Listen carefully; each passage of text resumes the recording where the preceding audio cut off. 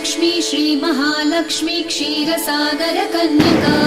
उत्तिष्ठ हरिसम्प्रीते भक्तानां भाग्यदायिनी श्रीलक्ष्मी श्रीमहालक्ष्मी क्षीरसागरकन्यका उत्तिष्ठ हरिसम्प्रीते भक्तानां भाग्यदायिनी उत्तिष्ठोत्तिष्ठ श्रीलक्ष्मी विष्णुवक्षस्थलालये उत्तिष्ठ करुणापूर्णे लोकानां शुभदायिनी उत्तिष्ठोत्तिष्ठ श्रीलक्ष्मी विष्णुवक्षस्थलालये उत्तिष्ठ करुणापूर्णे लोकानां शुभदायिनी श्रीपद्ममध्यवसिते वरपद्मनेत्रे श्रीपद्महस्तचिरपूजितपद्मपादे श्रीपद्मजातजननी शुभपद्मवक्त्रे